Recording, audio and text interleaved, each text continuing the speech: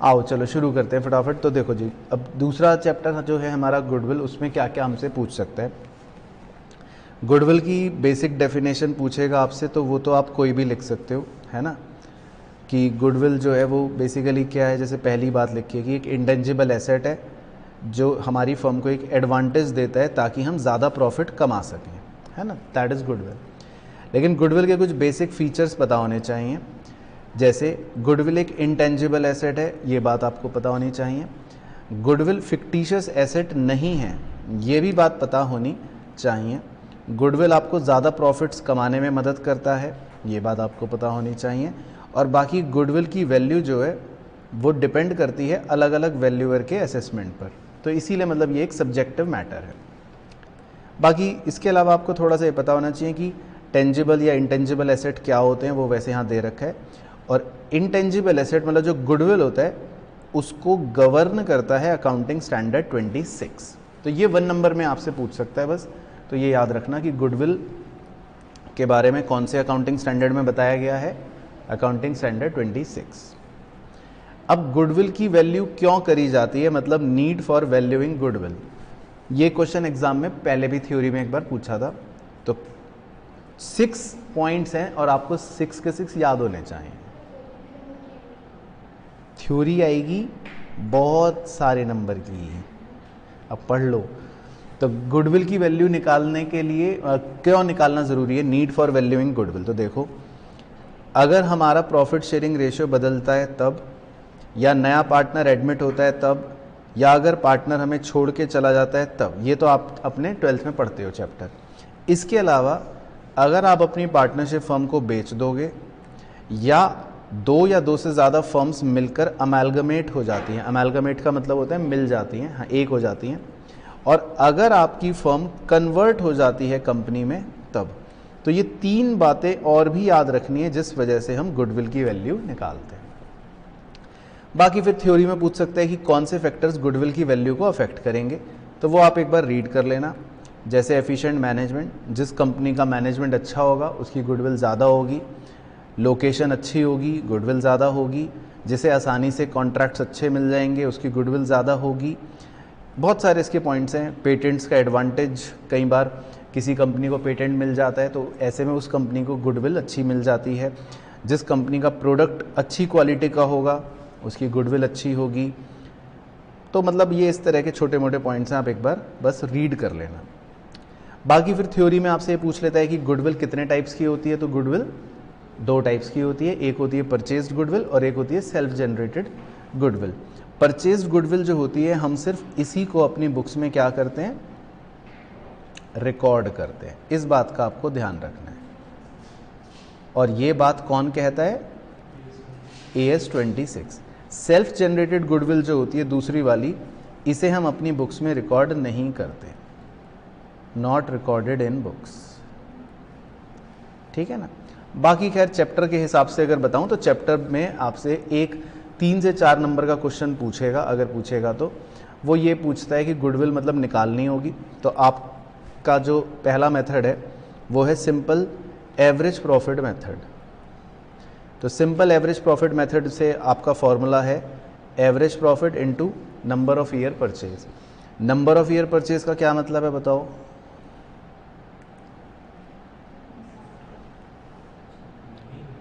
हाँ ये पूछ लेता है नंबर ऑफ ईयर परचेज का मतलब क्या है। रट तो सबने रखा है NYP NYP, पर इसका मतलब क्या होता है, नहीं, इसका मतलब ये होता है कि फर्म जो है आने वाले कितने सालों तक सेम प्रॉफिट कमा लेगी बिना कोई एक्स्ट्रा एफर्ट लगाए, उसे बोलते हैं नंबर ऑफ ईयर परचेज। तो ये अंग्रेज़ी घर से रट के चले जाना, हो सकता है आपका 1 नंबर इसी से बच भी जाए या कट भी जाए। तो नंबर ऑफ ईयर परचेज की परिभाषा याद रखने की क्या होती है, ठीक है। बाकी सबसे इंपॉर्टेंट चीज़ है सिंपल एवरेज प्रॉफिट मेथड में ये कि आप एवरेज प्रॉफिट निकालने के लिए जो प्रॉफिट्स होते हैं उन्हें कैसे मतलब कैलकुलेट करोगे, वो आपको याद मतलब रटना इंपॉर्टेंट है। अब तो समझने के तो दिन गए। तो वो ये कि आपको कोई गिवन प्रॉफिट दिया होगा, है ना, उसमें कुछ मिलावटें होंगी, तो कुछ चीज़ें आपको ऐड बैक करनी पड़ती हैं उस प्रॉफिट में। जैसे क्या क्या ऐड बैक करना पड़ेगा, कोई भी एबनॉर्मल लॉस हुआ, या कोई सेल करी फिक्स्ड एसेट की वो लॉस हुआ, या आपने ओपनिंग स्टॉक को ओवर वैल्यू कर रखा है, या आपने क्लोजिंग स्टॉक को अंडर वैल्यू कर रखा है, या कोई नॉन रिकरिंग एक्सपेंस जो फ्यूचर में नहीं होगा, और सबसे इम्पॉर्टेंट चीज़, अगर कोई कैपिटल एक्सपेंडिचर को आपने रेवेन्यू एक्सपेंडिचर समझ रखा है तो ये सारी वो गलतियां हैं जो ऐड बैक होंगी। इसी तरह आप डिडक्ट क्या करोगे उस प्रॉफिट में से, अगर आपका कोई एबनॉर्मल गेन हुआ, या आपने कोई क्लोजिंग स्टॉक को ओवर वैल्यू कर रखा है, या ओपनिंग स्टॉक को अंडर वैल्यू कर रखा है, या कोई नॉन रिकरिंग इनकम हो गई जो फ्यूचर में नहीं होगी, या नॉन ट्रेड इन्वेस्टमेंट से कोई इनकम हो गई, या सबसे इम्पॉर्टेंट चीज़ कोई भी फ्यूचर एक्सपेंस जो आपका क्वेश्चन में देगा, जैसे सब होता है इंश्योरेंस प्रीमियम, तो उसको भी हम डिडक्ट कर देंगे। तो इस तरह की मतलब कुछ बातों को आपको याद रखना है। तो फिर हमारा फाइनली क्या आ जाता है, फ्यूचर मेंटेनेबल प्रॉफिट, या जिसको हम कह सकते हैं सही प्रॉफिट। तो हम जब एवरेज प्रॉफिट निकालेंगे तो इस प्रॉफिट का यूज़ करेंगे, ठीक है ना। वो हम अभी एक क्वेश्चन में देख भी लेते हैं, एक छोटा सा क्वेश्चन है वो देखते हैं। तो इसमें लिखा है Simran purchased Anita's business on 1 April, it agree to value goodwill at 3 years purchase, ठीक है। तो 3 ईयर्स की परचेज है of the average profit of last 4 years, the profit of Anita's business for the last 4 years were, ये आपको दे रखे हैं ये। उसके बाद following further facts are identified. अब देखो क्या क्या फैक्ट्स हैं। During the year 31 March 2019 asset was sold at a profit of 10,000। तो आप इसका क्या करोगे, 2019 के प्रॉफिट में ये एबनॉर्मल गेन है तो क्या करोगे, माइनस करोगे, एबनॉर्मल गेन है ना। फिर 2020 machine was destroyed in accident and 30,000 was return of as loss in P&L account. 2020 के प्रॉफिट में आपकी मशीन डिस्ट्रॉय हो गई थी, आग लग गई थी, एक्सीडेंट हो गया था, तो ये नुकसान हो गया, तो इसको क्या कर दोगे, ऐड बैक कर दोगे, है ना, एबनॉर्मल लॉस है। फिर during 2021 firms asset were not insured due to oversight, मतलब कि आप गलती से भूल गए और इंश्योर नहीं कर पाए आप एसेट, इंश्योरेंस प्रीमियम बीइंग 10,000। तो 2021 के प्रॉफिट में आप इंश्योरेंस प्रीमियम जो है वो आप लिखना भूल गए, पे नहीं कर पाए, तो क्या करोगे, माइनस कर दोगे। तो फिर वो कह रहा है कैलकुलेट वैल्यू ऑफ गुडविल। तो मतलब आपको सही प्रॉफिट सब लेने होंगे और फिर आप गुडविल की वैल्यू निकाल लोगे, ठीक है ना। तो देखो उन्होंने भी यही कर रखा है, 90 - 10, 160 + 30, 180 - 10, और बाकी जो प्रॉफिट है वो आ गया। फिर सही प्रॉफिट्स को जोड़ेंगे तो आ गया 660, 660 डिवाइडेड बाय 4 कर देंगे तो एवरेज प्रॉफिट आ गया 165, और 165 × 3 कर देंगे तो गुडविल आ गई 495, ठीक है, सिंपल। इसी तरह एक और है छोटा सा, ये आप करना, अब इसमें थोड़े से आपको कलम चलानी है। तो इसमें लिखा है Om Shanti Namo are partner sharing profits and losses equally, they agree to admit Dev for equal share, for this purpose goodwill is to be valued at 4 years purchase of the average profit of last 5 years. तो इसमें 4 years की purchase है, 5 साल का आपको profit का average लेना है, तो उसने आपको 5 साल के प्रॉफिट्स दे रखे हैं। 31 मार्च ईयर एंडेड 2018 30, फिर 1970, फिर 1 लाख, फिर 140, फिर 31 मार्च 2022, ब्रैकेट में दे रखा है 120, तो इसका मतलब ये क्या है, लॉस। अब उसने लिखा on 1 April 2021 5 cycles costing 20,000 were purchased. तो आपने साइकिल्स खरीदी थी 20,000 रुपये की, ठीक है ना। तो एक तरह से ये क्या है, ये एक कैपिटल एक्सपेंडिचर है, राइट, एसेट है, वर रॉन्गली डेबिटेड, लेकिन आपने इसको गलती से डेबिट कर दिया टू ट्रेवलिंग एक्सपेंस। इसका मतलब आपने इसको क्या ट्रीट कर लिया, सही, तो आपने इसको गलती से रेवेन्यू एक्सपेंस ट्रीट कर लिया। The depreciation on the cycles were to be charge at 25% per annum, इस पर डेप्रीसिएशन लगना है 25% पर एनम का, कैलकुलेट गुडविल। चलो तो पहले आप करो, तो 30, 70, 1 लाख, 140, और ये है लॉस 120।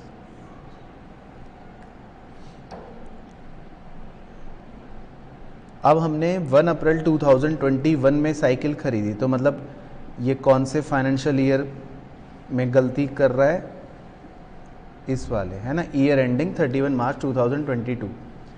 तो हमने एक एसेट खरीदा था, साइकिल खरीदी थी, कैपिटल एक्सपेंडिचर करा था, लेकिन कैपिटल एक्सपेंडिचर को ट्रीट कर लिया रेवेन्यू एक्सपेंडिचर।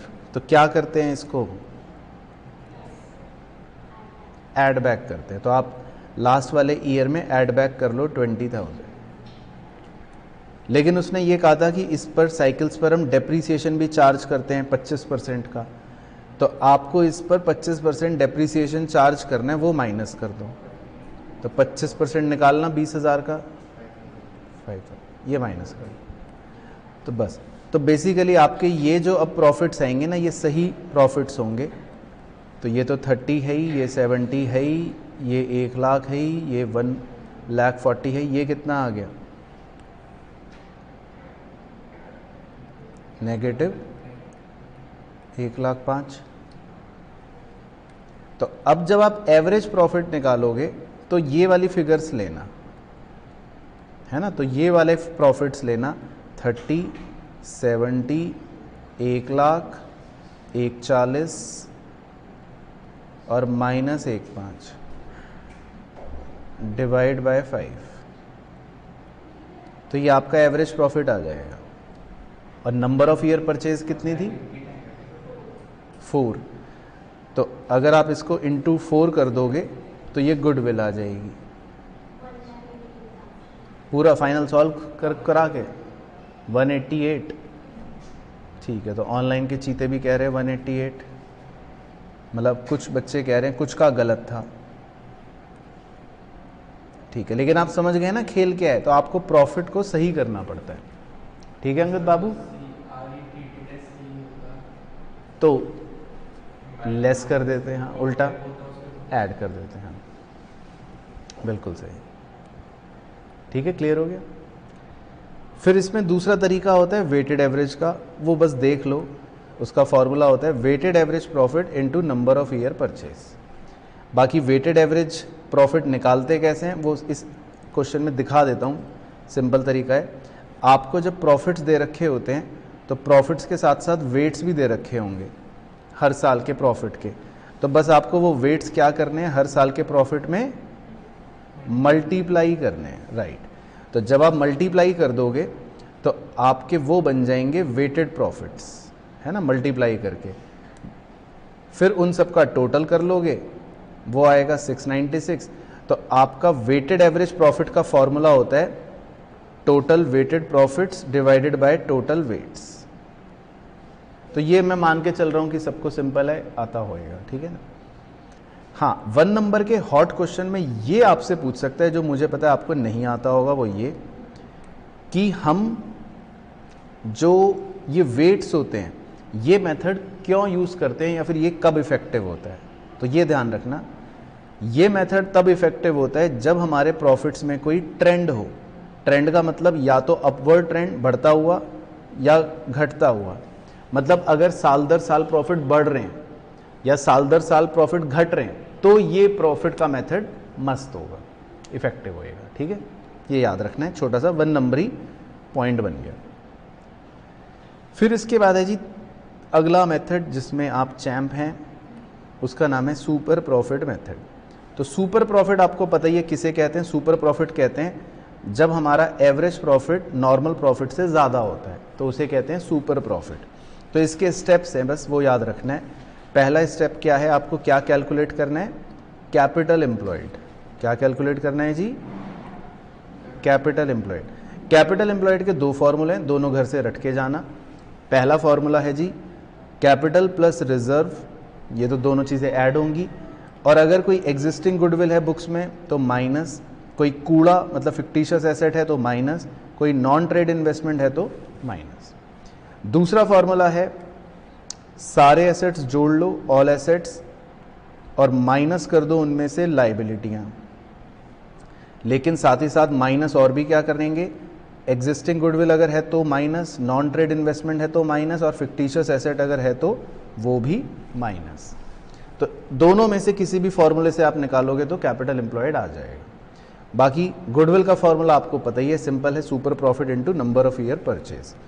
और अगर क्वेश्चन में कुछ नहीं बोला, unless investments are specified to be trade, they are taken as non trade investment. तो अगर क्वेश्चन में खाली इन्वेस्टमेंट दे रखा है तो आप उसे क्या मानोगे? Non trade investment. अब नॉन ट्रेड इन्वेस्टमेंट सर होती क्या है वो भी बता दो ज़रा हमें, लगे हाथ। नॉन ट्रेड इन्वेस्टमेंट वो होती हैं जो आप अपना सरप्लस पैसा कहीं ऐसी जगह इन्वेस्ट करते हो जो आपके अपने बिजनेस के पर्पस के लिए बेसिकली नहीं है। तो जैसे मान लो हमारा ज्वेलरी का बिजनेस है और आपने अपने पैसे कहीं इन्वेस्ट कर दिए किसी ऐसी कंपनी में जो मान लो आइसक्रीम का काम कर रही है, तो वो मतलब हमारे लिए नॉन ट्रेड इन्वेस्टमेंट है एक तरह से, ठीक है ना। अच्छा जी, उसके बाद जी एक सुपर प्रॉफिट मेथड का क्वेश्चन है, सिर्फ दिखाने के लिए दिखा रहा हूँ कि उसमें भी आपको प्रॉफिट अगर दिए होंगे तो उन प्रॉफिट में हो सकता है आपको फिर से वही मिलावटें दे दे। जैसे इसमें लिखा है एबनॉर्मल गेन, तो आप क्या करोगे? इसको लेस कर दोगे। और दूसरे साल प्रॉफिट में दे रखा है इंक्लूडिंग एबनॉर्मल लॉस, तो इसको क्या करोगे? ऐड बैक कर दोगे। तो मतलब वो सेम ही कहानी है कि आपको प्रॉफिट्स में एडजस्टमेंट करनी पड़ेगी पहले और फिर आपको सही एवरेज प्रॉफिट अपना निकालना पड़ेगा। उसके बाद नॉर्मल प्रॉफिट निकालने का फॉर्मूला वो एक बार बोल दो अपने मुंह से, क्या होता है? Capital employed into normal rate of return upon 100।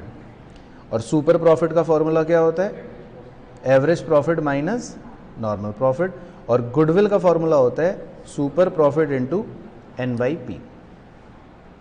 ठीक है, चलो, तो ये तो ऑनलाइन वाले बच्चों को भी यहाँ तक बिल्कुल सिंपल सारी चीज़ें याद होंगी। अब एक इम्पॉर्टेंट क्वेश्चन है वो दिखा देता हूँ, बस इस पे स्टार लगा रहा हूँ। आपसे क्वेश्चन कई बार गुडविल नहीं निकलवाता, कुछ और चीज़ निकलवा लेता है अंदर, मिसिंग फिगर। तो जैसे इस क्वेश्चन में दे रखा है कि hitech India has assets of 5 lakh whereas liabilities are, आपको लाइबिलिटीज़ दे रखी हैं, कैपिटल, रिजर्व, क्रेडिटर, तो आपको ये सब दे रखा है।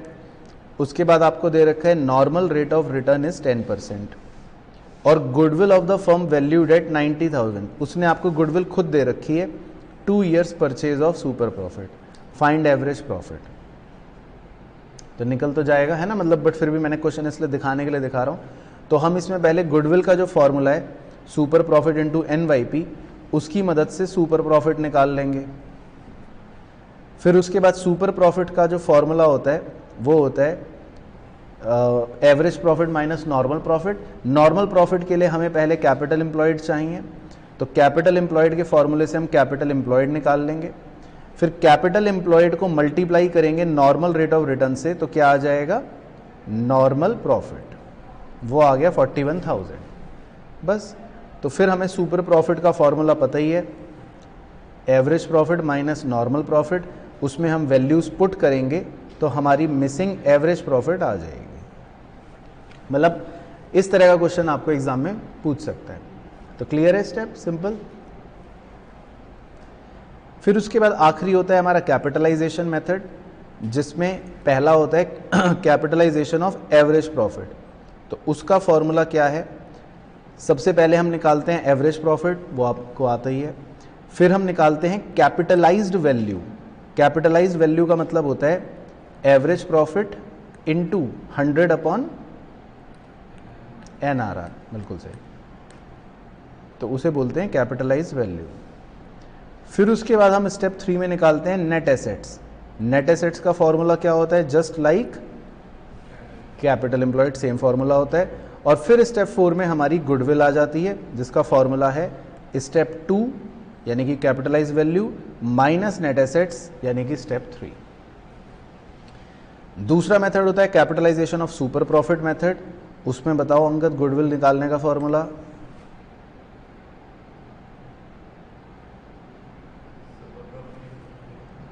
हाँ, उसका फॉर्मूला है अंगद भाई सुपर प्रॉफिट, जो आपने अभी पहले सीखा, इनटू 100 अपॉन NRR।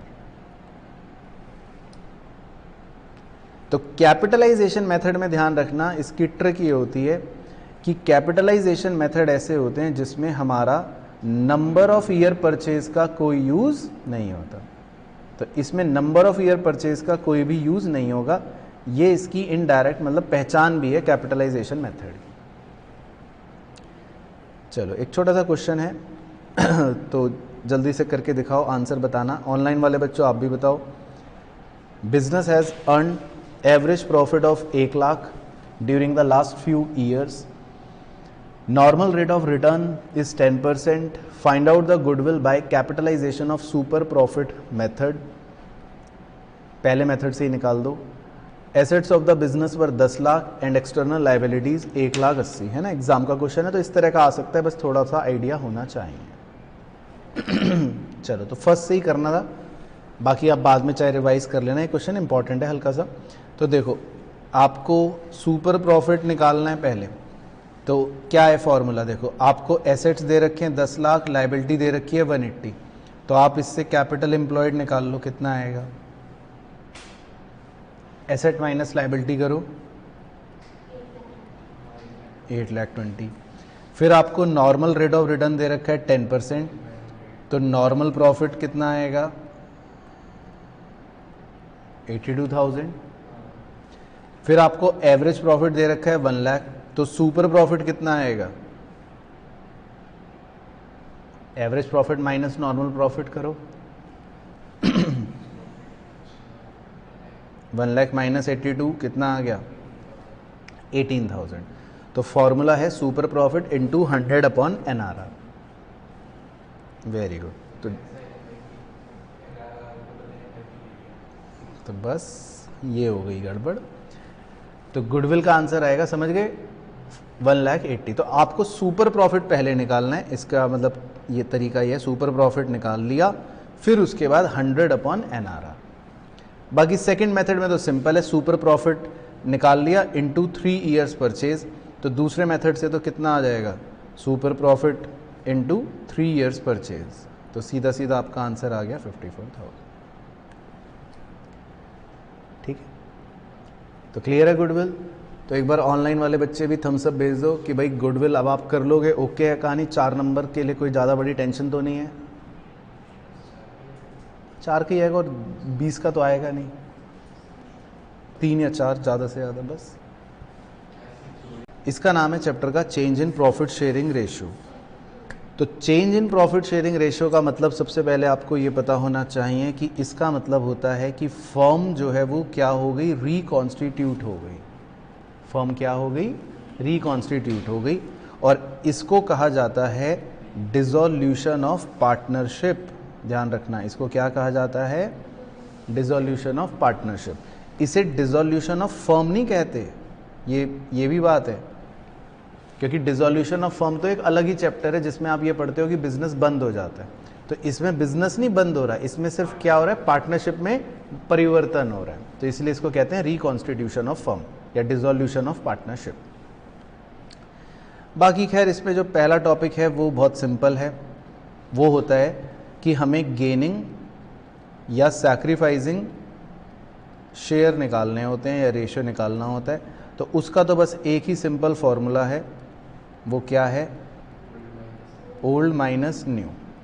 अगर पॉजिटिव आएगा तो मतलब सैक्रिफाइस, नेगेटिव आएगा तो गेन, है ना। ये बेसिक कॉन्सेप्ट है। एक छोटा सा इलस्ट्रेशन है, उसमें आप देख भी लोगे ये। तो 2 पार्टनर हैं ए और एस, उनका पुराना रेशियो है 2:1, नया रेशियो है इक्वल। तो देखो कैसे बन गया, वही formula, old share 2/3 1/3 minus new share 1/2 1/2। तो ओल्ड माइनस न्यू करा, तो सॉल्व करेंगे तो ए का आ रहा है पॉजिटिव 1/6, तो इसीलिए क्या बोल दिया, सैक्रिफाइस। और दूसरे का आ रहा है नेगेटिव 1/6, तो इसीलिए क्या बोल दिया, गेन बोल दिया। ठीक है, क्लियर। बाकी दूसरा टॉपिक होता है ट्रीटमेंट ऑफ गुडविल का। तो गुडविल कितने प्रकार की है, 2। वेरी गुड, अभी हम पिछले चैप्टर में पढ़कर आए। एक होती है परचेज्ड गुडविल और एक होती है नॉन परचेज्ड गुडविल।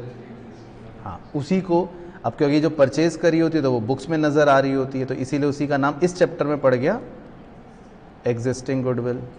और जो सेल्फ जनरेटेड होती है वो बुक्स में नज़र नहीं आ रही होती है, तो उसका नाम पड़ गया नॉन एग्जिस्टिंग गुडविल। तो आपको बस सिंपल दोनों का ट्रीटमेंट पता होना चाहिए। तो अगर कभी भी एग्जिस्टिंग गुडविल होगी जो बैलेंस शीट में नज़र आ रही है, तो उसकी एंट्री क्या,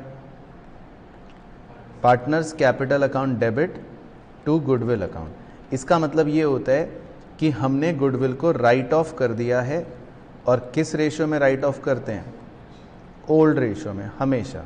तो एग्जिस्टिंग गुडविल को हम क्या कर देते हैं? ओल्ड रेशियो में राइट ऑफ कर देते हैं। ठीक है, तो ये बात सिंपल हो गई, याद रहेगी। और जो नॉन एग्जिस्टिंग गुडविल है, यानी कि जो बुक्स में नज़र नहीं आ रही है, जो अलग से है, उसको हम पार्टनर्स के बीच में एडजस्ट करवाते हैं, तो उसकी एंट्री क्या बन जाती है?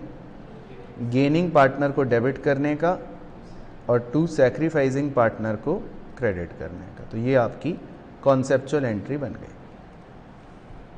और इसका अमाउंट निकालने का क्या फॉर्मूला है? जो भी गुडविल होगी उसको मल्टीप्लाई करना है, हाँ, गेनिंग या सैक्रिफाइसिंग शेयर से।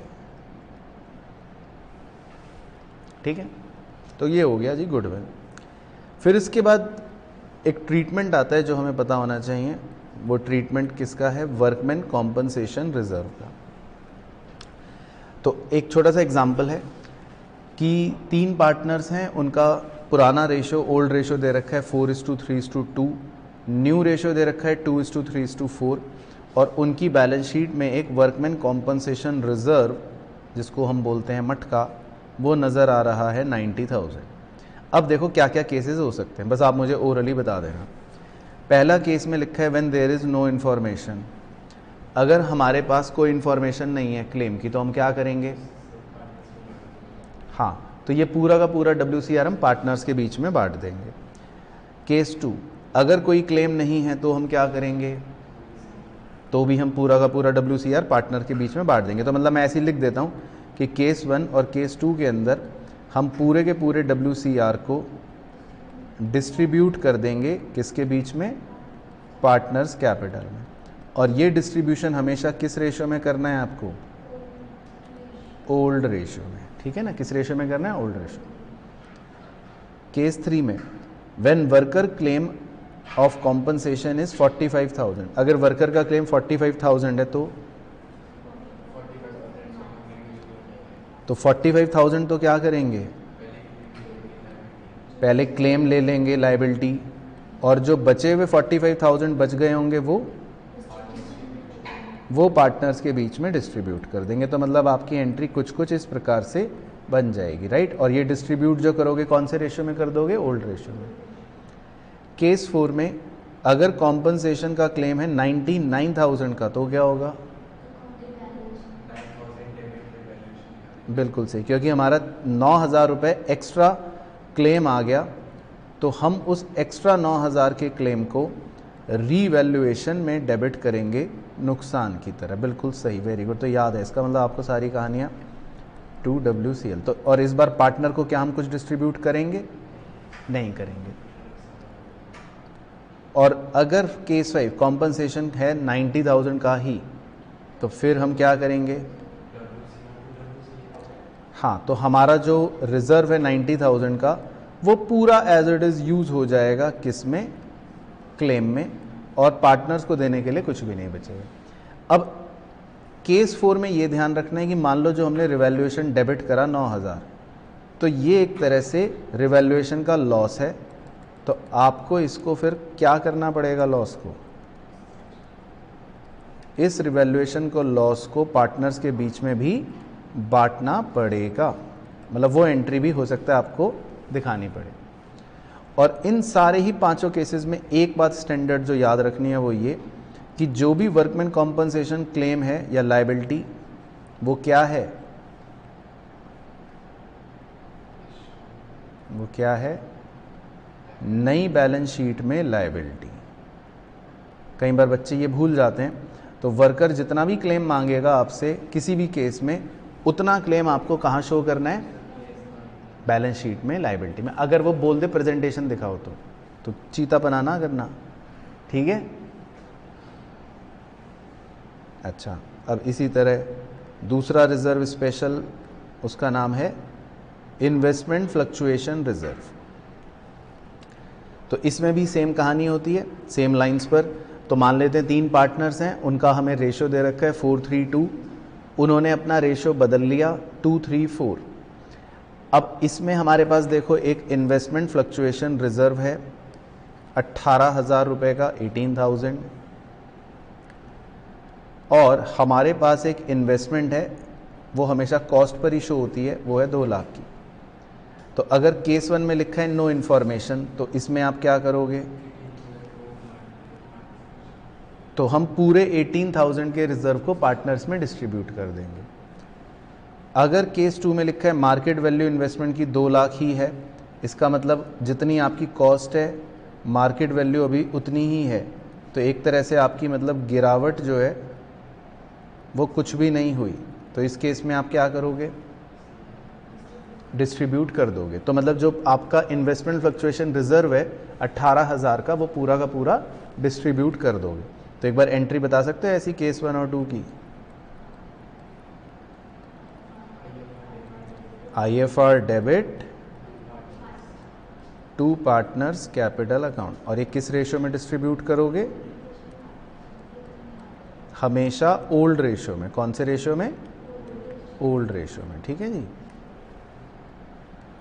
केस 3, अगर मार्केट वैल्यू हो गई इन्वेस्टमेंट की 191, यानी कि इस बार आपकी गिरावट हुई है कितने रुपए की? 9,000 की।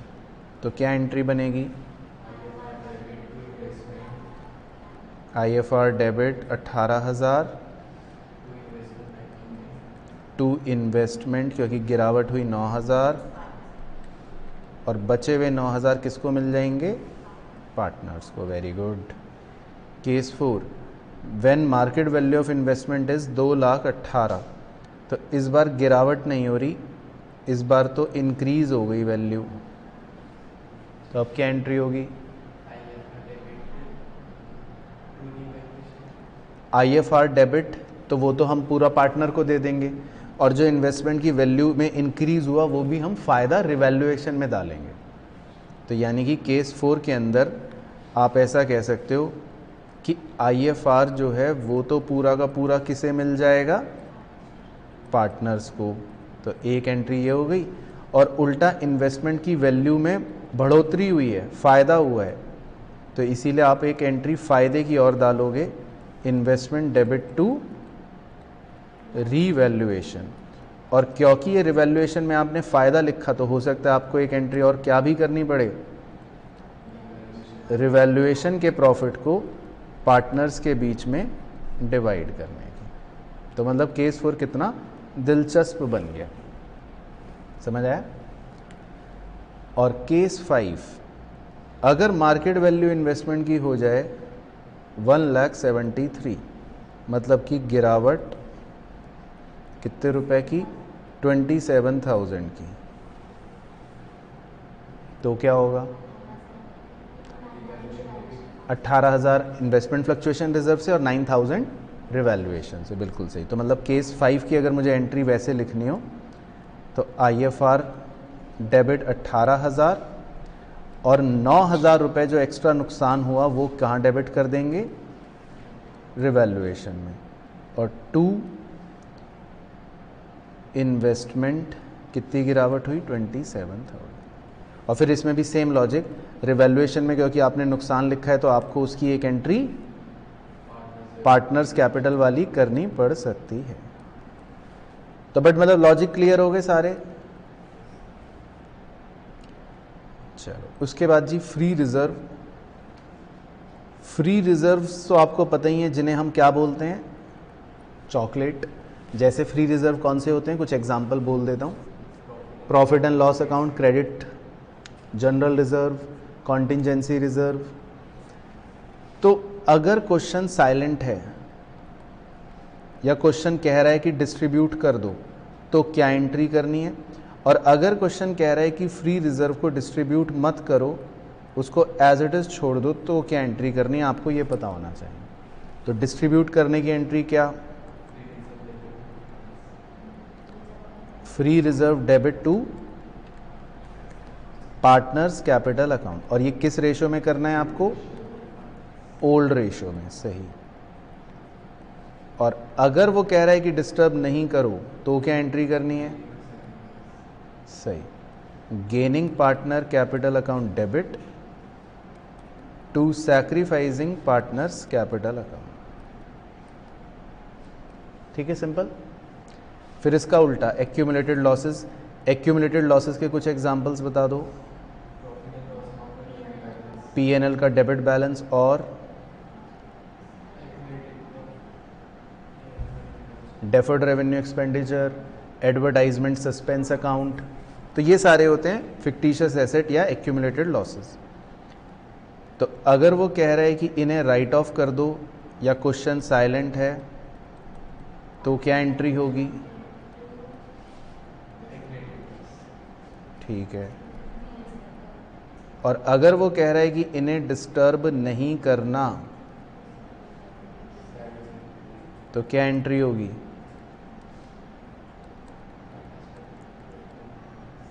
कौन से रेशो में? ओल्ड रेशो में। और अगर वो कह रहा है कि डिस्टर्ब नहीं करना तो क्या एंट्री करें? सैक्रिफाइसिंग पार्टनर को डेबिट कर देंगे और गेनिंग पार्टनर को क्रेडिट कर देंगे। ठीक है, तो भाई ये तो छोटे छोटे कॉन्सेप्ट सबको याद ही हैं। तो यहाँ तक याद आ गया? ओके, बिल्कुल। तो ऑनलाइन वाले बच्चे भी बता दो भाई, यहाँ तक बिल्कुल सिंपल बातें हैं, आपको याद आ गई।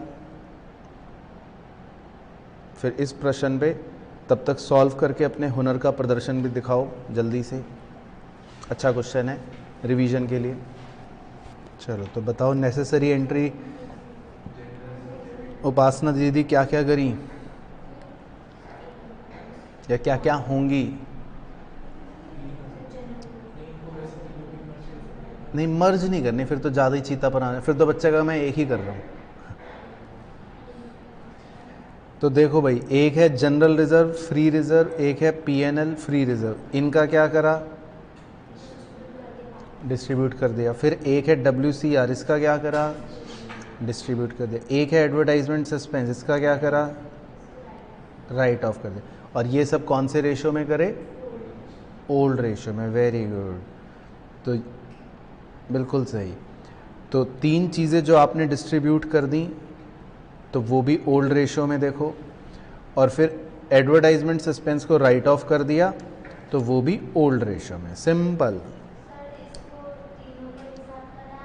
अलग भी कर सकते हो, एक साथ भी कर सकते हो, क्योंकि अल्टीमेटली ये हम डिस्ट्रीब्यूट कर रहे हैं और ये हम राइट ऑफ कर रहे हैं। हाँ, इन दोनों को मत मर्ज कर देना, कई बार बच्चा कहता है चलो इन्हें भी मर्ज कर लें। ठीक है, बट समझ आ गई ना, सिंपल बातें हैं। तो चलो अब एक देखो एग्जाम का क्वेश्चन, ये इंपॉर्टेंट है फॉर एग्जाम, इस तरह की वैरायटी। तो अब ये आप को करना है, पढ़ मैं देता हूँ। इसमें कह रहा है Karim Salim Rahim are sharing profits and losses in the ratio 5:3:2। तो ये है जी old ratio. They decided to share future profits in the ratio 2:3:5। ये है नया ratio. They also decided to record the effect of the following without affecting book values by passing an adjustment entry. ठीक है, तो इसमें मतलब आपको अब ये डिस्ट्रीब्यूट नहीं करना, ये रिजर्व डिस्ट्रीब्यूट नहीं करना, ये रिजर्व डिस्ट्रीब्यूट नहीं करना, ये डिस्ट्रीब्यूट नहीं करना, ये राइट ऑफ नहीं करना। तो मतलब आपको अब डिस्ट्रीब्यूट नहीं करना है, आपको क्या करनी है? एडजस्टमेंट एंट्री करनी है। ठीक है, तो पहले आप करो, 2 मिनट आपके पास है। ऑनलाइन वाले सारे चीज़ें करो भाई, ट्राई करो, भेजो अपना आंसर की क्या एंट्री बनेगी फाइनल 2 मिनट के अंदर, जल्दी से, बिना किताब से देखे। ठीक है, तो नेट इफेक्ट निकाल लिया, वेरी गुड। तो क्या नेट इफेक्ट आ रहा था पार्टनर का? अच्छा 150। तो ये तीनों प्लस करे होंगे और ये चॉकलेट में से ये माइनस करा होगा, तो कितना आ रहा है नेट इफेक्ट? 1,50,000। ठीक है, तो देखो इसके स्टेप्स याद रखने हैं। जो रिज़र्व वाली चीज़ें हैं ये सब आपको प्लस करनी है, और जो एडवर्टाइजमेंट सस्पेंस है ये आपको माइनस करना है। तो इनका नेट अमाउंट आएगा 1,50,000। ठीक है, अब क्योंकि ये पॉजिटिव आ रहा है तो आपकी एडजस्टमेंट एंट्री क्या बनेगी? Gaining to sacrificing. अगर ये नेगेटिव आता तो क्या बनती? Sacrificing to gaining. तो अब कौन गेन कर रहा है और कौन सैक्रिफाइस? ठीक है, करीम सैक्रिफाइस कर रहा है 3/10 और रहीम गेन कर रहा है 3/10। तो अब आपकी एंट्री जो बनी होगी फाइनल, वो क्या बन जाएगी? रहीम डेबिट टू करीम। और अमाउंट कैसे निकालना है? ये सैक्रिफाइसिंग शेयर जो है इसको मल्टीप्लाई कर दो और इसका जो गेनिंग शेयर है वो इससे मल्टीप्लाई कर दो 1,50,000 से, तो कितना आ जाएगा 45,000। Very good. तो समझ गए स्टेप्स? ठीक है, तो ये 3 नंबर का आपका एग्जाम का क्वेश्चन बनेगा। सही। उसके बाद है जी टॉपिक रिवैल्यूएशन अकाउंट। ये तो बच्चा बच्चा गली मोहल्ले में माथे पर टैटू बना के घूम रहा है, तो इसका तो मतलब कुछ बताने की ज़रूरत नहीं है, बट फिर भी एक बार देख लो। तो इसमें डेबिट साइड पर हमको क्या लिखना होता है, नुकसान, और क्रेडिट साइड पर हमको क्या लिखना होता है, फ़ायदा। नुकसान कब कब होगा फॉर्म के हिसाब से वो थोड़ा सोच लेते हैं।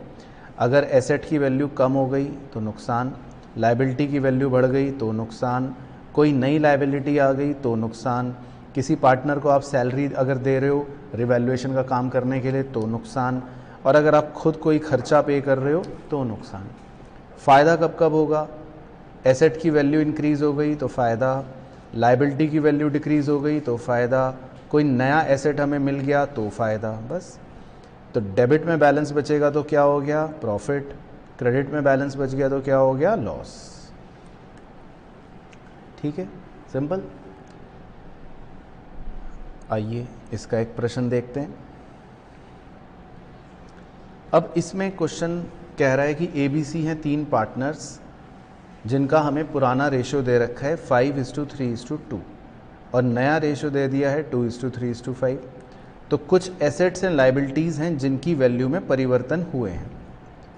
तो अब आप रिवैल्यूएशन प्रॉफिट या लॉस तो निकाल सकते हो, लेकिन आपको वो प्रॉफिट या लॉस पार्टनर्स के बीच में डिस्ट्रीब्यूट नहीं करना है ना, क्योंकि वो ये कह रहा है they decided to record the effect of the following revaluations without affecting book values. इसका मतलब ये होता है कि आपको ना सिंपल एडजस्टमेंट एंट्री पास करनी पड़ेगी पार्टनर्स की आपस में, लेकिन आपको प्रॉफिट या लॉस को डिस्ट्रीब्यूट नहीं करना होगा। तो ये एक बार बता दो कि अगर प्रॉफिट आएगा रिवैल्यूएशन का तो क्या एंट्री होती है, गेनिंग टू सैक्रिफाइसिंग, और अगर रिवैल्यूएशन का लॉस आएगा तो क्या एंट्री होती है, सैक्रिफाइसिंग टू गेन है। तो अब एक बार आप करो। तो पहले तो रिवैल्यूएशन का कितना प्रॉफिट आया, 30 आया। तो इसका मतलब हमारी रिवैल्यूएशन की एंट्री क्या होगी, गेनिंग टू सैक्रिफाइसिंग। तो गेन कौन कर रहा है, C, और सैक्रिफाइस कौन कर रहा है, A, यही है। तो एंट्री क्या बनेगी, C डेबिट टू A। तो 9,000 आ जाएगा। तो 10 कैसे आया अंगद बाबू, 9 ही आएगा ना। ये सैक्रिफाइसिंग शेयर मल्टीप्लाई करना है ना आपको इससे प्रॉफिट से, और ऐसी गेनिंग शेयर मल्टीप्लाई करना है। तो gaining partner debit to sacrificing partner. मतलब कॉन्सेप्ट समझ आया, फंडा समझ आया, उसमें कोई डाउट दिक्कत तो नहीं है। और अगर यही रिवैल्यूएशन में लॉस आता तो क्या करते, सैक्रिफाइसिंग टू गेनिंग। ठीक।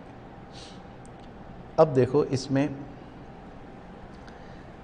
बड़े क्वेश्चंस भी पूछ सकता है, उसमें कोई ऐसा नहीं है, मनाही है ना, या बड़े के कॉन्सेप्ट को छोटे में पूछ सकता है। तो हमें लेकिन स्टेप्स तो पता होने चाहिए, तो इसीलिए मैंने ये क्वेश्चन भी डाल रखा है कि अब देखो हमको अगर मान लेते हैं क्वेश्चन है PQRS, जिसमें इनका एक पुराना प्रॉफिट शेयरिंग रेशियो दे रखा है, एक बैलेंस शीट दे रखी है, और फिर लिखा है कि पार्टनर्स ने अपना रेशियो बदल लिया, नया रेशियो इक्वल हो गया, फिर उसके लिए उन्होंने हमें एक गुडविल दे रखी है। एक बार ऐसी बता दो, अब ये गुडविल दे रखी है तो इसकी क्या एंट्री होगी, हाँ वेरी गुड, इसकी एंट्री होगी गेनिंग टू सैक्रिफाइसिंग। अगर गुडविल बैलेंस शीट में होती तो हम क्या करते, पार्टनर्स कैपिटल में राइट ऑफ करते। तो ये इतना ध्यान रखना है। अब फर्स्ट पॉइंट में लिखा है workman compensation claim is estimated at 2 lakh. तो देखो आपको अभी सिखा दिया था एक कॉन्सेप्ट। तो WCR हमें कितना दे रखा है 170 का, लेकिन WCL जो क्लेम है वो कितना है 2 लाख। तो इसकी एंट्री क्या होगी बता सकते हो, एंट्री WCL है ना, अभी करा था ना हमने ऊपर। तो इसकी एंट्री होगी WCR डेबिट, क्योंकि हमारे पास 1,70,000 का WCR है, 30,000 का एक्स्ट्रा जो नुकसान हुआ तो revaluation debit to WCL 2 lakh. ठीक है ना, बाकी लेकिन मेरा मेन मुद्दा है डिस्कशन का, वो सेकंड पॉइंट से वो कह रहा है capitals of partner were to be adjusted according to the new profit sharing ratio by bringing in or paying cash as the case may be. तो आप ये सोच के इस क्वेश्चन को मत छोड़ देना कि ये तो बड़ा है ये नहीं आएगा, ध्यान से सुन लेना मेरी बात, है ना। ये आप ना मत डिसाइड करके चौधरी बन के जाना कि मैं ये छोड़ रहा हूँ ये नहीं आएगा। वो इस चीज़ को छोटा करके खाली इसी पॉइंट पर एक क्वेश्चन बनाकर आपको 3 नंबर का दे सकते हैं, बहुत चालू हैं वो, ठीक है ना। तो हमको इस पॉइंट पर फोकस करना है, मुझे रिवैल्यूएशन पे फोकस नहीं करना, वो आप बना लोगे, ये आप बना लोगे, बैलेंस शीट मान लो आएगी नहीं छोड़ो, लेकिन हमें उस पॉइंट पे फोकस करना है। मतलब इस चैप्टर में मान लो नहीं आई, आ गई तो बन जाएगी, लेकिन हमें किस पॉइंट पे फोकस करना है कि आप ये पॉइंट कैसे ट्रीट करोगे, ठीक है। तो अब देखो ध्यान से सुनना, आप पहले नॉर्मल अपना रिवैल्यूएशन अकाउंट बनाओगे, वो तो मैं मान लेता हूँ कि बन गया, ठीक है, उसमें आपका लॉस आ गया। अब जब आप कैपिटल अकाउंट बनाओगे तो वो ध्यान से देख लो कि मतलब क्या प्रोसेस है। सबसे पहले आप क्रेडिट साइड से शुरू करोगे, बाय बैलेंस BD लिखोगे, वो लिख लोगे। फिर जो हम गुडविल की एंट्री करेंगे, वो गुडविल की एंट्री की पोस्टिंग आ जाएगी भाई, जैसे मान लो Q क्रेडिट हो गया, S क्रेडिट हो गया, है ना, P डेबिट हो गया, R डेबिट हो गया, तो वो गुडविल की एंट्री की पोस्टिंग आ गई। फिर जो रिवैल्यूएशन का लॉस निकला वो आपका डेबिट साइड पर आ गया, देखो रिवैल्यूएशन का लॉस PQRS में, वो एंट्री हो जाएगी। यहाँ तक हो गई एंट्री। अब आप बड़े ध्यान से देखना, अब हमें ये वाले फिगर्स यानी कि टू बैलेंस CD, ये फिगर्स निकालने पड़ेंगे खुद वर्किंग नोट में, ये फिगर्स निकालने पड़ेंगे। अब ये फिगर्स कैसे निकलेंगे वर्किंग नोट में? आपको पहले कैपिटल बैलेंसेस जो बच रहे होंगे हाँ वो टोटल करने पड़ेंगे। मैं ऐसे मतलब शॉर्ट में लिख देता हूँ कि जो भी कैपिटल के बैलेंसेस बच रहे होंगे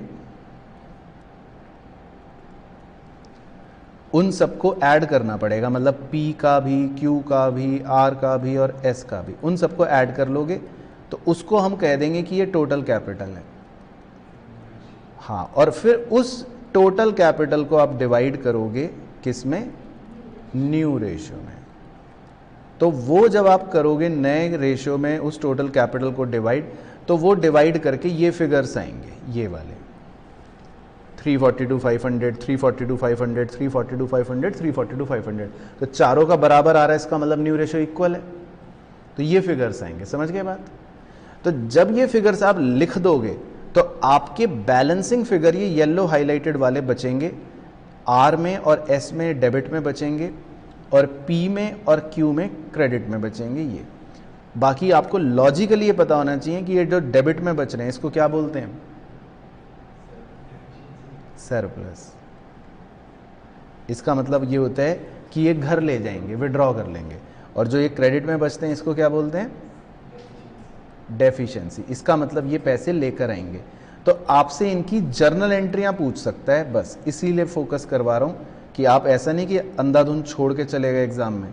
तो 3 नंबर में आपसे इसकी जर्नल एंट्री पूछ सकता है। तो एक बार सरप्लस वाले की जर्नल एंट्री बोलो, क्या बनेगी? R debit, S debit to cash. और डेफिशिएंसी वाले की क्या बनेगी? Cash debit to P to Q। Clear हो गया पॉइंट? ठीक है, तो मैंने क्वेश्चन डाला है, आप एक बार रिवीजन में देख लेना, बैलेंस शीट भी बन जाएगी। और बिल्कुल सेम इसी तरह सेम क्वेश्चन आपको दे सकता है, लेकिन इस बार हो सकता है वो एडजस्टमेंट कैश अकाउंट की बजाय किससे करवाए? करंट अकाउंट से। तो इसके भी मतलब आप देख लेना, स्टेप सेम रहेंगे, सारे स्टेप सेम रहेंगे। बस हाँ, मैं दिखा देता हूँ कि आप रिवैल्यूएशन अकाउंट बना लोगे, आप जब कैपिटल अकाउंट बनाओगे तो उसमें भी सब पोस्टिंग कर लोगे, फिर आपको ये बैलेंस वही सेम वर्किंग नोट में निकालना पड़ेगा। समझ गए ना कैसे निकालना है? लेकिन जो बस इस बार बैलेंसिंग फिगर बचेगी वो आपकी कैश अकाउंट नहीं बचेंगी, वो आपको लिखना पड़ेगा करंट अकाउंट।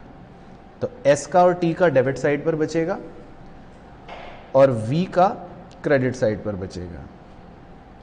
तो ये आपके मतलब बैलेंसिंग फिगर जो होंगे वो कैश नहीं लिखना, वो क्या लिखना है अपने को?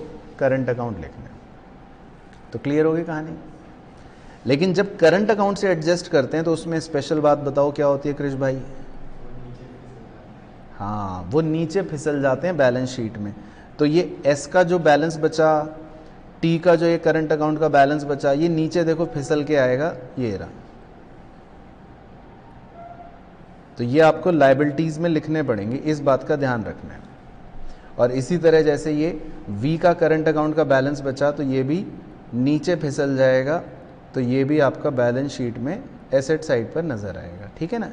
तो ये मैंने इसलिए 2 क्वेश्चन डाले आपके रेफरेंस के लिए। तो समझ आ गई स्टोरी। आइए तो अब हम शुरू करेंगे बच्चों हमारे गुडविल और चेंज इन पीएसआर की वर्कशीट। तो मेरे साथ साथ बिल्कुल ध्यान से आप भी रजिस्टर में सॉल्व करते रहना। तो सबसे पहले हम शुरू करेंगे अपने क्वेश्चन नंबर 1 से। बेसिकली ये एक केस बेस्ड क्वेश्चन है जिसमें पहले 2 क्वेश्चन इस कहानी पर बेस्ड है। A and B and C are partners sharing profits equally, ठीक है। They decided that in the future C will get 1/5 share in the profits. On the day of change, the following is their balance sheet. तो पहले ABC equal partners हुआ करते थे, फिर इन्होंने decide करा कि फ्यूचर में हम C को 1/5 शेयर ही देंगे। तो इसका मतलब बचा हुआ 4/5 जो है वो A और B ने आपस में बराबर बराबर रख लिया होगा। तो इसका मतलब आप ये भी कह सकते हो कि एक तरह से अब ए बी और सी का जो नया रेशियो है वो 2:2:1 हो गया होगा, क्योंकि तभी तो सी को फिर अब 1/5 शेयर देने की बात हो रही है, पहले बराबर के थे। उनकी बैलेंस शीट हमें दे रखी है, एक बार बैलेंस शीट देख लेते हैं।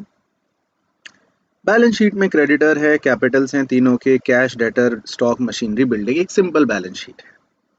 ऑन दिस डेट फिर वो कह रहा है building has been valued at 9,000। तो जी बिल्डिंग बैलेंस शीट में वैसे 6,000 की है, लेकिन नीचे कह रहा है 9,000 की हो जाए, तो इसका मतलब बिल्डिंग में हमारा 3,000 का फायदा हो गया। Stock to be reduced by 300, कह रहा है स्टॉक की वैल्यू को 300 रुपए कम कर दो तो हमारा नुकसान हो गया। Provision for doubtful debts is to be reduced by 900, कह रहा है प्रोविजन फॉर डाउटफुल डेट्स को भी 900 रुपए कम कर दो, तो ये हमारा फायदा हो गया क्योंकि लायबिलिटी कम हो गई। तो सबसे पहले क्वेश्चन नंबर 1 में कह रहा है what was the profit on revaluation account. जल्दी से 2 मिनट है, बल्कि 2 मिनट भी नहीं 2 सेकंड है आपके पास, आंसर बताइए। सही जी, बिल्कुल बिल्कुल सही बताया बच्चों ने, 3600, क्योंकि 3,000 का फायदा था, 900 का फायदा था और 300 का नुकसान था, है ना। तो प्रॉफिट हो गया 3600।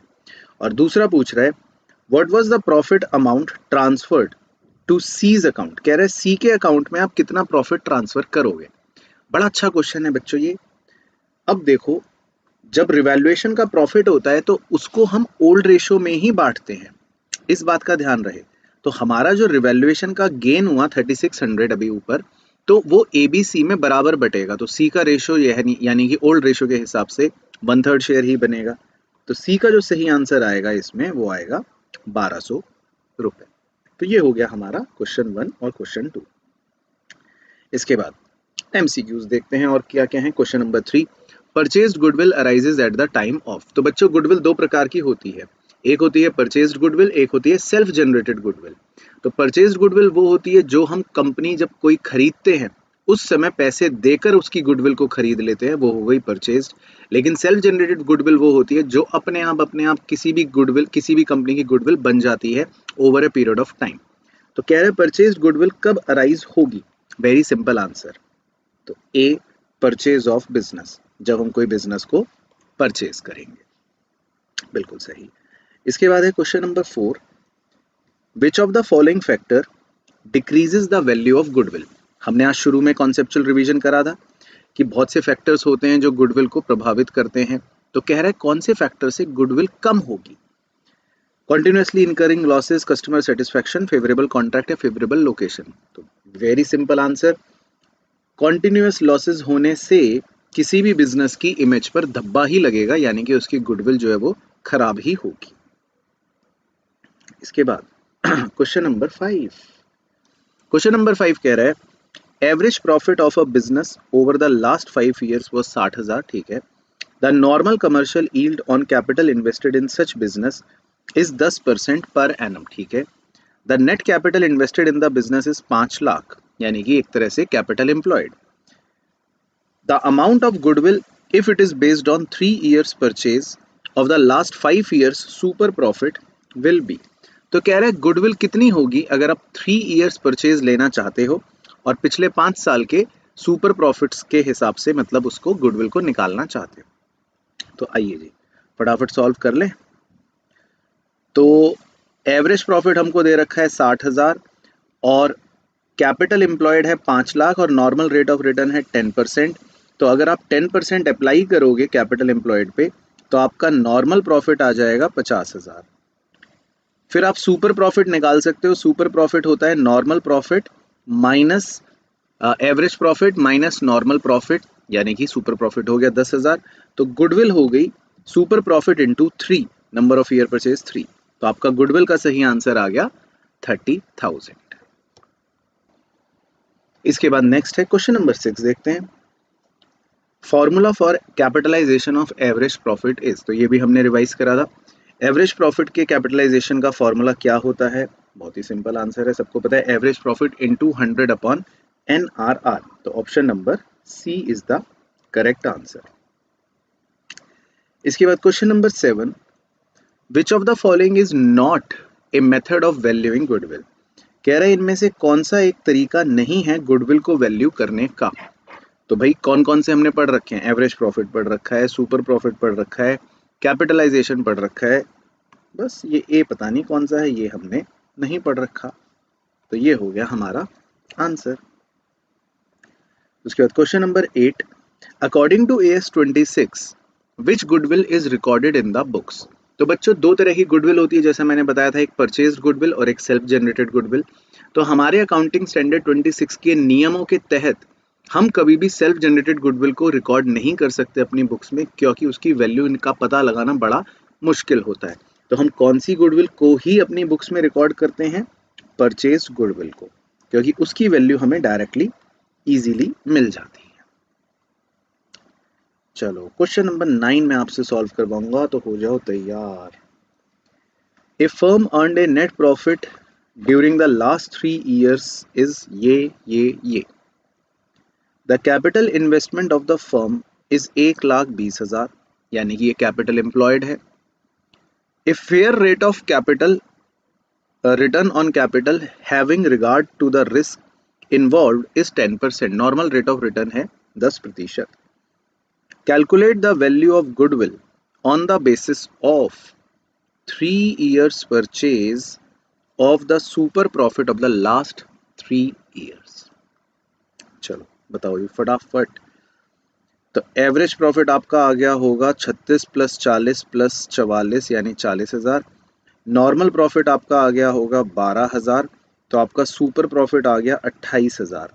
और सुपर प्रॉफिट इंटू 3 years की परचेज कर दोगे तो आपका कितना आंसर आ रहा है, जो मुझे लग रहा है सही, 84,000। तो गुडविल का सही आंसर आ जाएगा 84,000, है ना। तो super profit into number of year purchase. उसके बाद question number 10, dash is the excess of actual profit over normal profit. कह रहा है एक्चुअल प्रॉफिट में से अगर नॉर्मल प्रॉफिट को घटा दे तो क्या आएगा, इनडायरेक्टली वो ये पूछ रहा है। तो वेरी सिंपल, तो अभी अभी हम करके आए, तो उसे हम क्या बोलते हैं? सुपर प्रॉफिट बोलते हैं। उसके बाद नेक्स्ट क्वेश्चन तैयार हो जाओ, आपको करना है क्वेश्चन नंबर 11, प्रॉफिट या loss of a firm for the last 4 years is 10,000, 15,000, 20,000, 15,000, ठीक है। Calculate goodwill at 1.5 years purchase of the average profit of the last 4 years। चलो खुद निकालो, बताओ क्या आंसर आ रहा है। तो कर लिया जी, क्या निकल रहा है आंसर? 15,000, ठीक है जी। 10,000 एवरेज प्रॉफिट आया इंटू 1.5। इसके बाद क्वेश्चन नंबर 12, ये आपका होमवर्क है। क्वेश्चन नंबर 13, ये आपका होमवर्क है। Question number 14, the partner whose share has increased as a result of change. एक पार्टनर जिसका शेयर बढ़ गया चेंज की वजह से, उसे आप क्या कहोगे? तो उसे हम कहेंगे गेनिंग पार्टनर, क्योंकि उसका शेयर क्या हो गया है? बढ़ गया है। उसके बाद क्वेश्चन नंबर 15 देखते हैं क्या कह रहा है। A, B, C are partners sharing profits in the ratio of 5:3:2. They decide to share future profits in the ratio of 2:3:5. ठीक है, तो रेशियो बदल लिया। What will be the accounting treatment of WCR appearing in the balance sheet on that date when no information is available for the same? तो पहले हम conceptually सोच लेते हैं। तो भाई अगर WCR दे रखा है हमें बैलेंस शीट के अंदर और कोई उसके अगेंस्ट लाइबिलिटी नहीं हुई, तो हम उस पूरे के पूरे WCR वाले रिजर्व को, मटके को पार्टनर्स के बीच में डिवाइड कर देंगे, और वो भी ओल्ड रेशो में। ये हो गया कॉन्सेप्ट। तो अब ऐसा ऑप्शन देखते हैं कहाँ लिखा है। तो ऐसा ऑप्शन मुझे दिख गया जी, ये लिखा है ऑप्शन नंबर बी में, distributed among the partners in their old profit sharing ratio. चलो इसके बाद क्वेश्चन नंबर 16, ये आपका होमवर्क है। Question number 17, X Y and Z are partners sharing profits in the ratio of 4:3:2। ठीक है, तो 3 पार्टनर्स, उनका रेशियो दे रखा है। The partners have decided to share the future profits in the ratio 3:1:1। बदल गया। Find out the gainer partner, की किसने गेन करा। तो फटाफट करके देख सकते हो आप। ओल्ड शेयर लिख लो, 4/9, 3/9, 2/9, माइनस कर देते हैं नया शेयर 3/5, 1/5, 1/5। तो जिसका आंसर नेगेटिव आएगा वो गेन करेगा, जिसका आंसर क्या आएगा, नेगेटिव आएगा, वो गेन करेगा। तो बताओ किसका आंसर नेगेटिव आ रहा है, एक्स का के वाई का के जेड का, किसका आंसर आएगा नेगेटिव। ठीक है, तो एक्स जो है उसका आंसर आएगा नेगेटिव, यानी कि एक्स जो है उसने गेन करा है ना, -7/45 आ रहा होगा, तो यानी एक्स ने गेन करा है। बाकी वाई ने भी सैक्रिफाइस करा है और जेड ने भी सैक्रिफाइस करा है। तो सही आंसर हो गया ऑप्शन नंबर बी। फिर क्वेश्चन नंबर 18, ये आपका होमवर्क है, सिंपल। क्वेश्चन नंबर 19 पढ़ते हैं। Any change in the relations of partners without affecting the existing of A partnership firm is called.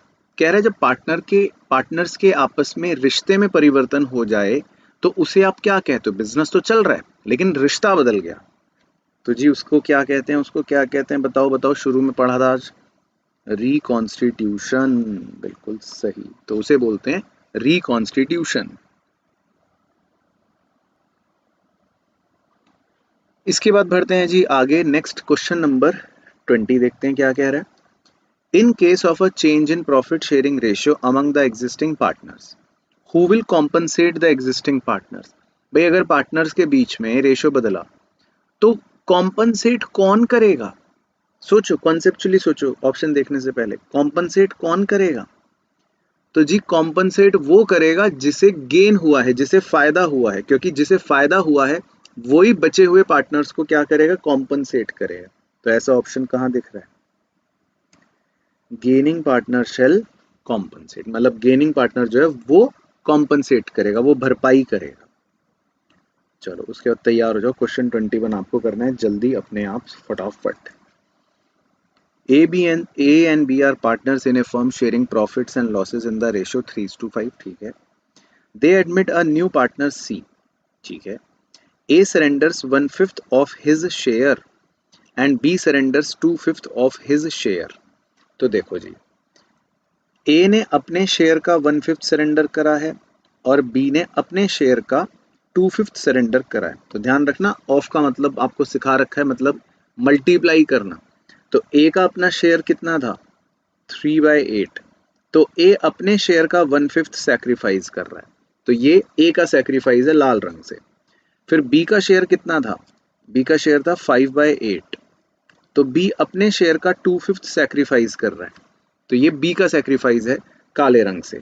तो अगर मैं लाल रंग की बात करूं तो ए का सैक्रिफाइस हो गया 3/40, और काले रंग की बात करूं तो बी का सैक्रिफाइस हो गया 10/40। ये मतलब हो गया। तो फिर वो कह रहा है उसके बाद, in favour of C, for the purpose of C's admission goodwill of the firm is valued at 75,000। Firm की गुडविल जो है वो 75,000 वैल्यू की गई। C brings his share of goodwill in cash. C जो है वो अपने गुडविल का शेयर लेकर आया कैश में, which is retained in the firm's book, जो फर्म ने रख लिया। तो कह रहा है calculate sacrificing ratio of A and B. तो एक बार सैक्रिफाइसिंग रेशियो निकालो ए और बी का। तो सर ये भी कोई सवाल हुआ भला? ये तो आप ही ने सॉल्व कर दिया बातों बातों में, और क्या, मैंने ही कर दिया था, मुझे क्या पता था ये पूछेगा। तो ए का सेक्रीफाइस था 3/40 और बी का सेक्रीफाइस था 10/40। तो अगर आप इसका रेशियो निकालोगे तो इसका रेशियो आएगा 3:10। तो इसका जो सही ऑप्शन है वो बेसिकली 3:10 है। तो वो थोड़ा सा प्रिंटिंग मिस्टेक थी, तो उसको मैंने करेक्ट कर दिया। तो सही ऑप्शन है 3:10। तो सेक्रीफाइसिंग रेशियो हो गया 3:10। चलो क्वेश्चन नंबर 22 आपका होमवर्क है, वो आप अपने आप करोगे। अब आएंगे जी धमाकेदार क्वेश्चन जिसमें आपको लगता है डर। क्वेश्चन नंबर 23 देखते हैं जी। तो कहानी याद है ना, इसमें क्या होती थी, एक असर्शन होएगा, फिर उसका एक रीज़न होगा। रीज़न को आप बिकॉज लगा के पढ़ना कि भाई ये उसका रीज़न बिकॉज की तरह दे रहा है। अगर लगता है दोनों चीज़ें ठीक हैं, एप्ट हैं बिल्कुल, तो ए। लगता है कि एप्ट नहीं है तो बी। अगर लगता है कि रीज़न का तो स्टेटमेंट ही बिल्कुल फॉल्स है तो सी। और अगर असर्शन ही फॉल्स लगे तो डी। तो अब सोच समझदारी से मुझे जवाब देते रहना। असर्शन कह रहा है goodwill is considered as an intangible asset but not a fictitious asset. चलो ठीक है, तो ये बात तो उसने सही कही है बिल्कुल यहाँ तक। तो रीजन पढ़ लेते हैं। Because goodwill can neither be seen and touched nor it can be purchased or sold with any other asset। तो ये जो इसने आगे बात लिख दी कि nor it can be purchased or sold, तो ये बात मेरे को तो डाइजेस्ट नहीं हो रही, मुझे तो अजीब सा लग रहा है पढ़ते हुए। क्योंकि गुडविल कह रहा है खरीदी बेची नहीं जा सकती, तो ये बात तो सरासर गलत है। क्योंकि गुडविल तो खरीदी बेची जाती है, और इनफैक्ट हम तो परचेज गुडविल को रिकॉर्ड करते भी इसीलिए क्योंकि वो खरीदी बेची गई है। तो असर्शन तो ट्रू हो गया, लेकिन इसका रीजन जो है स्टेटमेंट वो ही फॉल्स हो गया। तो सही ऑप्शन आ गया ऑप्शन सी। चलो क्वेश्चन नंबर 24 कह रहा है self generated goodwill is internally generated और हार्ड अर्न्ड गुडविल। ठीक है, यहां तक तो बिल्कुल सही बात कह रहा है। अब रीजन पढ़ लेते हैं। Because it arises due to the continued hard work of the organization, its better quality of product etc। कह रहा है क्योंकि ये ऑर्गेनाइजेशन की अपनी लगातार मेहनत का नतीजा है या उसकी क्वालिटी प्रोडक्ट का नतीजा है। तो बिल्कुल बच्चों, मुझे तो ये बिल्कुल परम सत्य लग रही है बात, और ये पूरा का पूरा मतलब एसर्शन और उसका रीजन बिल्कुल एप्ट लग रहा है। कोई भी इसमें कहीं पर भी कोई संकोच नहीं हुआ हमें पढ़ते समय, तो इसका मतलब बात बिल्कुल सही है। चलो क्वेश्चन नंबर 25 देखते हैं, आइए। एसर्शन कह रहा है the factors which affect profit also affect goodwill. ठीक है, बिल्कुल सही बात है। प्रॉफिट ज़्यादा होंगे तो गुडविल भी अच्छी होती है, नहीं होंगे तो गुडविल भी अच्छी नहीं होगी। ठीक है, ये तो बात ठीक है। बिकॉज लगा के पढ़ें। Because profits are directly related to goodwill. कह रहा है क्योंकि प्रॉफिट्स जो है वो डायरेक्टली गुडविल से रिलेटेड होते हैं, संबंधित होते हैं। तो बिल्कुल सही लग रहा है बच्चों, कहीं कोई संकोच नहीं हो रहा पढ़ते समय मन में, मतलब बात बिल्कुल सही लग रही है। तो इसका भी ऑप्शन नंबर ए जो है वो बेस्ट ऑप्शन है। चलो 26 आपका होमवर्क है। उसके बाद 27, आइए देखते हैं दोबारा बच्चे क्या बताएंगे। Assertion A change in profit sharing ratio amounts to dissolution of partnership firm. अच्छा, ये तो बात ही बच्चों गले के नीचे ही नहीं उतर रही। कह रहा है प्रॉफिट शेयरिंग रेशियो बदल जाने से फर्म का डिसोल्यूशन हो जाता है। ऐसा थोड़ी ना होता है, प्रॉफिट शेयरिंग रेशियो बदल जाने से डिसोल्यूशन नहीं होता है, रिकॉन्स्टिट्यूशन होता है। तो ये बात तो उसने यहीं पे फॉल्स दे दी, और जैसी असर्शन फॉल्स हो तो अपने को तो टेंशन ही वहीं खत्म, क्योंकि ऑप्शन डी जो है वो लगा के हम आ जाएंगे। क्योंकि असर्शन ही फॉल्स होने का मतलब है ऑप्शन डी ही ऑप्शन बच रहा है, तो बस फिर तो अब आगे कुछ पढ़ने की टेंशन ही नहीं। चलो मजे आ गए। आओ जी, अब हम कुछ ट्रू फॉल्स पे तुक्केबाजी करेंगे। पढ़ते हैं ट्रू फॉल्स नंबर 1 ए। कह रहा है under capitalisation of super profit method goodwill is ascertained by capitalizing the super profit on the basis of normal rate of return। तो याद है फॉर्मूला सुपर प्रॉफिट का कैपिटलाइजेशन मेथड का? हाँ सर याद है। तो बिल्कुल सही, ट्रू, यही होता है, यही होता है। इसके बाद बी कह रहा है goodwill is a fictitious asset. कह रहा है गुडविल जो है वो एक कूड़ा है। तो ये बात तो बच्चों लिखते हुए भी शर्म आनी चाहिए थी सवाल को। तो इससे बड़ा झूठ तो और कुछ हो ही नहीं सकता। बिल्कुल सही है ना, फॉल्स है। उसके बाद C, the partners whose share have decreased as a result of change in profit sharing ratio are known as sacrificing partners. कह रहा है जिन पार्टनर्स का प्रॉफिट शेयरिंग रेशियो बदलने पर हिस्सा घट जाता है उन्हें हम सैक्रिफाइसिंग पार्टनर्स कहते हैं। तो बिल्कुल सही बात है, उन्हीं को कहते हैं, यानी कि ट्रू। Very good. उसके बाद D, gaining ratio is computed as old share minus new share. कह रहा है गेनिंग रेशियो को हम old share minus new share करके निकालते हैं। तो बच्चों प्रैक्टिकली या हम कॉन्सेप्चुअली अगर बात करें तो हम ऐसे नहीं निकालते। हालांकि निकालने को तो हम निकाल सकते हैं, हम तो निकालते ही हैं। हम तो कह देते हैं old share minus new share कर दो, जिसका आंसर नेगेटिव आ गया वो गेनिंग हो गया। निकालने को तो निकाल सकते हैं, लेकिन गेनिंग रेशियो माना यह जाता है कि निकालने के लिए हम न्यू रेशियो में से ओल्ड रेशियो को माइनस करेंगे। तो मैं एज अ स्टेटमेंट इसको ट्रू नहीं लिख सकता क्योंकि ये ट्रू वाला नहीं है। तो एज ए स्टेटमेंट हम इसको फॉल्स लिखेंगे। हाँ, अब अगला पढ़ लो ई।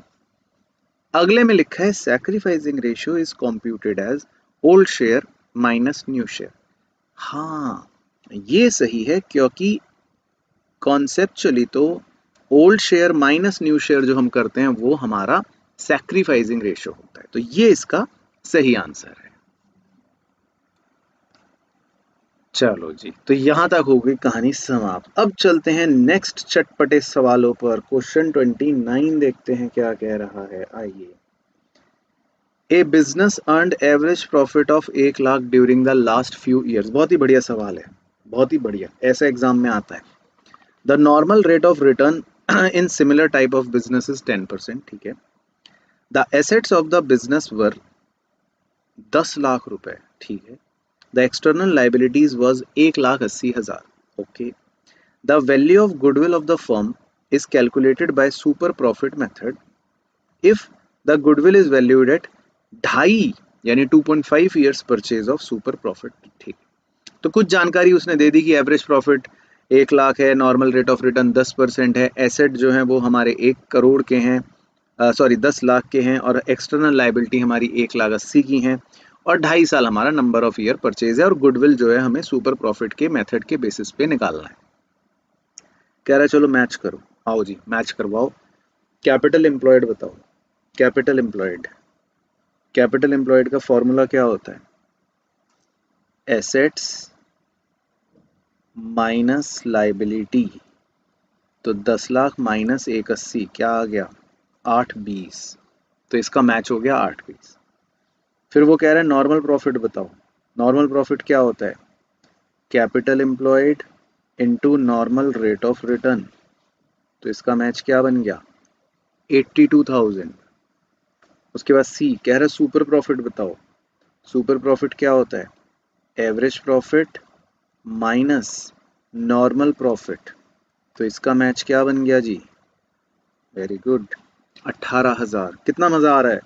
और goodwill super profit into number of year purchase. तो हमारा इससे तो पूरा सुपर प्रॉफिट का कॉन्सेप्ट भी रिवाइज हो गया और मैच द फॉलोइंग भी ठीक हो गया। तो कितना बढ़िया मजेदार सवाल था। चलो एक और मैच द फॉलोइंग करते हैं। Question number 30। तो एग्जाम में इस तरह के क्वेश्चन आ जाएंगे 1-1 नंबर के, तो क्या दिक्कत है? Easy. Column A column B. तो कह रहा है ए फैक्टर्स अफेक्टिंग गुडविल। कौन सा फैक्टर है जो आपको लगता है कि गुडविल को अफेक्ट करता है? किससे मैच करें? Value of reputation of firm, यानी कि एक प्रकार से हम कह सकते हैं, नहीं, value of reputation of firm तो ये तो सॉरी गुडविल का मैच हो गया था। फैक्टर्स अफेक्टिंग गुडविल तो हो गया जी नेचर ऑफ बिजनेस। किस प्रकार का बिजनेस आप कर रहे हो उससे आपकी गुडविल की वैल्यू अफेक्ट हो जाएगी। बिल्कुल ठीक है। उसके बाद B need of valuation. Valuation की आवश्यकता कब पड़ती है? 6 केसेस बताए थे स्टार्टिंग में, याद रखने हैं कि गुडविल की वैल्यू कब करनी होती है। तो उनमें से एक कौन सा था? Change in profit sharing ratio, यानी नंबर 3। उसके बाद मेथड ऑफ गुडविल। गुडविल को निकालने का मेथड तो वो तो सबको पता है, सुपर प्रॉफिट मेथड, है ना। इतने सारे मेथडों में से। और गुडविल मैंने बताई दी, value of reputation of firm. तो ये हो गए जी हमारे मैच। चलो एक और कर लेते हैं आपके साथ, match the following 31। Super profit, बताओ सुपर प्रॉफिट क्या है फॉर्मूला, ऐसी मन में सोचो ताकि आपका रिवीजन हो जाए। Average profit minus normal profit. उसके बाद एवरेज प्रॉफिट वो कैसे निकालते हैं, जितने भी साल के प्रॉफिट्स दे रखे हैं divided by number of years. और normal profit capital employed into normal rate of return. तो बस ये भी हो गए सारे मैच, तो सिंपल। चलो 32 आपका होमवर्क है जी, मैच द फॉलोइंग कुछ तो आप होमवर्क में भी करोगे अच्छा सा। उसके बाद 33 ये भी आपका होमवर्क है मज़ेदार। चलो तो 34 अब हम कर लेते हैं साथ साथ केस स्टडी। क्या कह रहा है जी केस, आइए पढ़ते हैं मजे से। Read the following case. तो ध्यान से पढ़ना, फिर ये आपसे करना है आपको। Richa, Megha and Samiksha are partners sharing profits and losses equally, ठीक है। From 1 April they decide to share profits in the ratio of 2:1:1। तो पहले इक्वल था 1:1:1, अब बदल गया, अब हो गया 2:1:1। Richa's share has been increased because she introduced additional capital of 1.5 lakh. Richa का शेयर इसलिए बढ़ाया क्योंकि वो एडिशनल कैपिटल और लेकर आ गई 1.5 लाख की। At the time of reconstitution the following assets and liabilities are revalued. तो हमने कुछ रीवैल्यूएशन करे। फ्री होल्ड प्रीमाइसेस की वैल्यू 7.5 से बढ़कर 8 हो गई, तो 50,000 का फायदा। स्टॉक की वैल्यू 2.25 से घटकर 2 हो गई, तो 25,000 का नुकसान। डेटर्स की वैल्यू 75 से घटकर 72,500 हो गई, तो 2500 का नुकसान। फर्नीचर की वैल्यू लाख रुपए से घटकर 90,000 हो गई, तो 10,000 का नुकसान। क्रेडिटर्स की वैल्यू 30,000 से घटकर 25,000 हो गई, तो 5,000 का फायदा। तो अगर मैं नेट नेट बात करूं तो फायदा है 50,000 और 5,000, यानी 55,000 तो फायदा हुआ। और अगर नुकसान की बात करूं तो ये बीच के तीनों जोड़ लो, तो नुकसान हो गया 35 और 25 और 10 35, 35 और 2500 37,500। तो इसका मतलब हमारा नेट नेट जो आएगा वो तो गेन निकलेगा, फाइनल आंसर जो निकलेगा वो गेन निकलेगा, क्योंकि 55,000 फायदा है और 37,500 का हमारा नुकसान है। तो कितना आएगा बताओ सर, हमें क्या पता, 17,500। तो इसका मतलब हमारा रिवैल्यूएशन का गेन जो आएगा वो आएगा 17,500। हालांकि पता नहीं वो पूछ रहा है नहीं पूछ रहा। तो पहले पार्ट में तो वो पूछ रहा है विच of the partners made the gain. बताओ गेन किसने कराए जी, तो कर लेते हैं फटाफट old share minus new share करके। तो ओल्ड शेयर तो इक्वल था 1/3 1/3 1/3, नया शेयर हो गया था 2:1:1। तो बताओ क्या आएगा, तो इसका आएगा 12, 4 माइनस 6 माइनस 2। तो इसने गेन करा है, इसने सेक्रीफाइस करा है, इसने भी सेक्रीफाइस करा है, तो बस रिचा ने गेन करा है। तो कौन पार्टनर ने गेन करा जी, क्या आंसर हो जाएगा, रिचा ए। चलो सेकंड का आप बताओगे अब। हाँ सर सेकंड का हम बताएंगे। तो सेकंड में क्या कह रहा है, कह रहा है what is the net effect of revaluation. क्या सर, ये तो आपने ही बता दिया था, हम तो अब चेप लेंगे आपका। तो नेट इफेक्ट पूछ रहा है रिवैल्यूएशन का, वो तो वहां पे चमक ही रहा है, हमने निकाल ही लिया था। तो हमारा नेट इफेक्ट कितना आ रहा था रिवैल्यूएशन का, 17,500 का प्रॉफिट आ रहा था। बस तो ठीक है, तो हो गए अभी 2 नंबर पक्के एग्जाम में। तो अगर ऐसा क्वेश्चन आएगा तो अब हम कर लेंगे। चलो इसके बाद है जी क्वेश्चन 35, ये आपका मैं होमवर्क दे देता हूँ।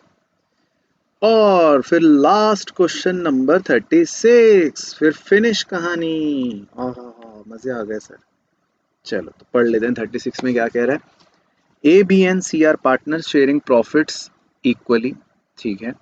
दे decided that in the future C will get 1/5 share in the profits on the day of change the following is their balance sheet. तो उनकी एक बैलेंस शीट हमको दे रखी है। तो ये क्वेश्चन तो हमने सेम बच्चों पहले ही डिस्कस कर रखा है। तो हमने प्रॉफिट का रेशियो और सी का रेशियो यानी प्रॉफिट में शेयर, ये निकाल लिया था। तो बेसिकली इस क्वेश्चन में हम लिख सकते हैं, ये क्वेश्चन नंबर जो हमारा 1 था शुरुआत में वो ही है सेम, तो हमने कर रखा है, तो चलो कोई दिक्कत नहीं है। तो उल्टा आपके मजे आ गए, यानी कि एक क्वेश्चन तो आपको कराया ही मिल गया। तो ये थी बच्चों हमारी देखो पूरी वर्कशीट, जिसमें हमने देख लिया गुडविल और जिसमें हमने देख लिए change in profit sharing ratio के कुछ एमसीक्यू बेस्ड क्वेश्चन, और मेन जो स्टार्टिंग में हमने पूरा कॉन्सेप्ट क्विकली रिवाइज करा था वो इम्पॉर्टेंट था। तो आई होप बच्चों आपको पूरा अच्छे से आज का समझ आया होगा, सारा कॉन्सेप्ट क्रिस्प वे में आपको रिवाइज हो गया होगा, समरी आपको याद हो गई होगी, और इन क्वेश्चंस की प्रैक्टिस से आपको आइडिया लग गया होगा कि कैसे एग्जाम्स में क्वेश्चन हमसे और पूछ सकता है। बाकी आप अपनी रेगुलर पढ़ाई करते रहना, रेगुलर रिविजन्स करते रहना। मैं आपसे मिलता हूँ अब नेक्स्ट वीडियो के अंदर। Till then take care, good bye.